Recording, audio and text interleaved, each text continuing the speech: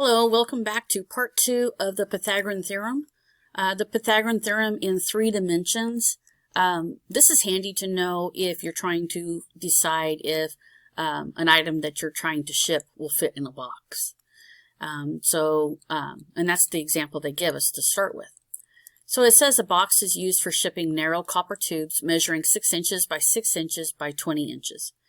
What is the length of the longest tube that will fit in the box, given that the length of the tube must be in whole number of inches? And so that whole number of inches is going to be important.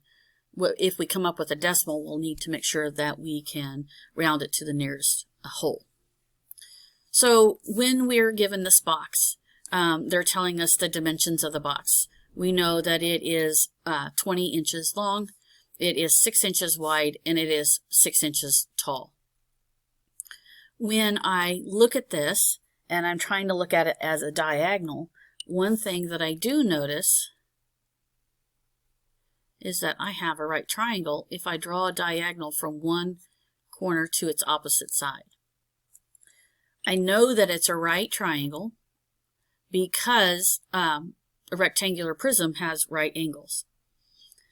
So I know that it is 20, the one leg of the right triangle is 20 inches. I know that the other leg is 6 inches. And I need to find the hypotenuse of this, because my goal is to find the hypotenuse of this. And I know how tall it is, and I know how long, or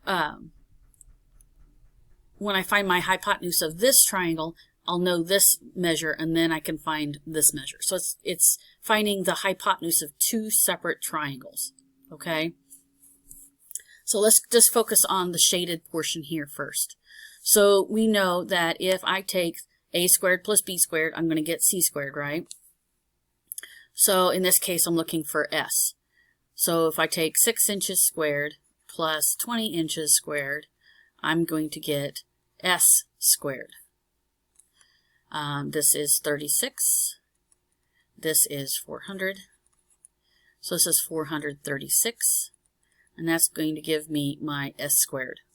Now, what I'm actually looking for is not so much s squared as it is s, so that's what I'm going to look for. So the square root of 436 is 20.8806. And remember, we want to find the whole measurement.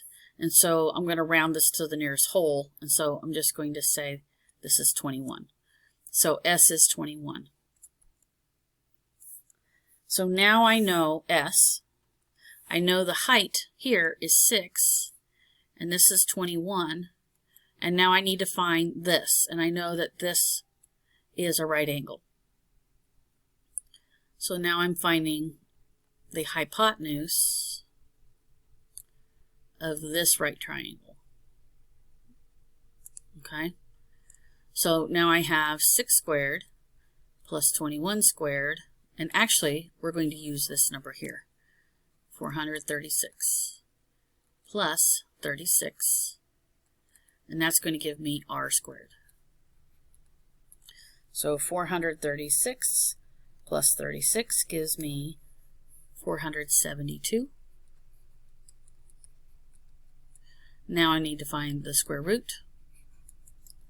So the square root of 472 is 21.7. And remember, they wanted us to have it in the nearest whole inch. So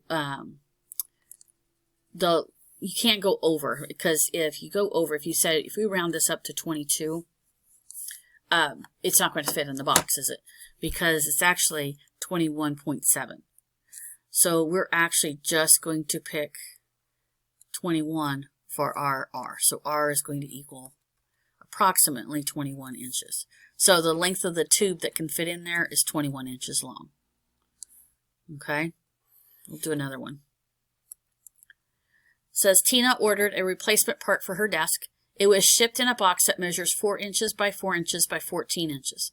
What is the greatest length in whole inches that the part could have been? So the longest distance in the box is from this corner to this corner. So my goal is to find out how long this length is. And when I do that, I need to know what my two legs of my right triangle are, right? And so when I look, I notice that I have this leg and I have this leg, but I don't know what this is. So I'm going to use my a squared plus b squared equals c squared. So my first triangle is this one.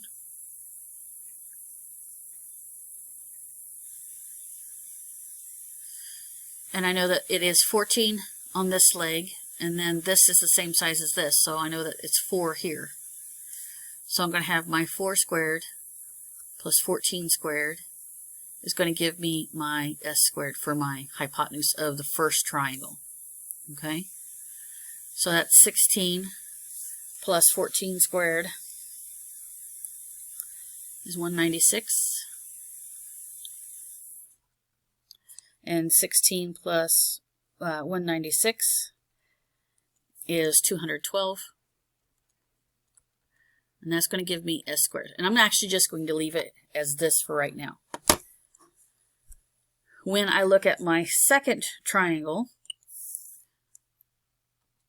I notice that it is this, the second leg is the height of the box, and so that's 4. And we know that s squared is this.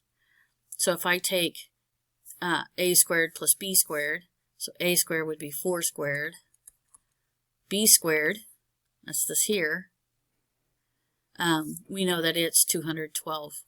So we're going to leave it as 212. And then we're looking for r squared.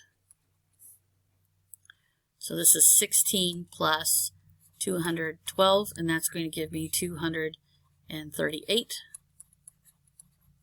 Find the square root of each of those. So the square root of 238 is 15.427. And it continues on. Do I want to round up or do I want to round down?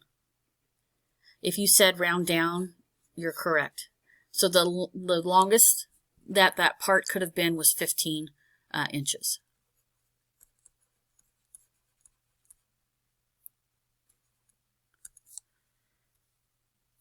I apologize, my handwriting is not very good today.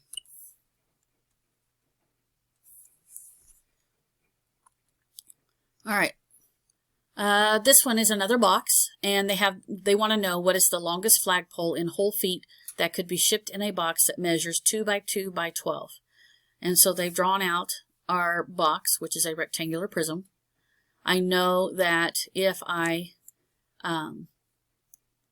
use what I know about rectangular prisms, this is 2 feet, this is 2 feet, and then it's 2 feet tall. Let's go with a different color for that. Okay. I need to find the hypotenuse of my first triangle. And then using that, find the hypotenuse of my second triangle, which would be this one here. And as you can tell, I can't draw a very straight line today.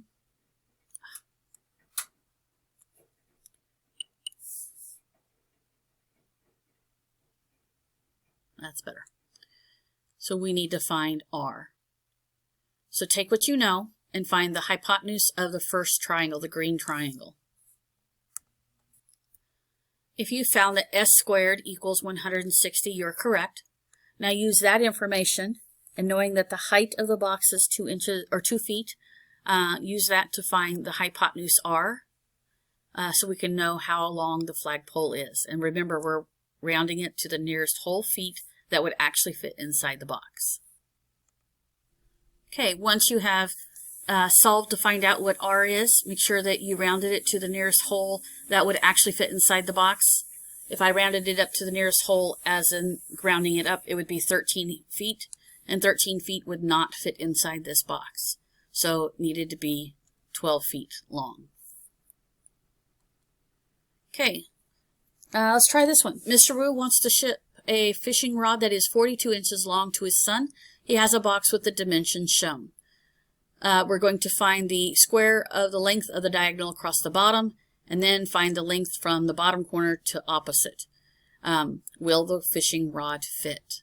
So use what you know and determine what the diagonal for the bottom of the box is, what the diagonal for one corner to the opposite lower corner would be, and then determine, will the rod fit? Okay, so we found the diagonal across the bottom, and the square of that is 1,700. Then we found the length of the bottom corner to the opposite top corner to the nearest tenth, and that would be 42.4 inches. And we want to know, will the 42-inch long fishing pole fit? And since 42 is less than 42.4, then yes. It'll be tight, but yes, it will fit. If you have any questions, please make sure you speak with your teacher. Thank you.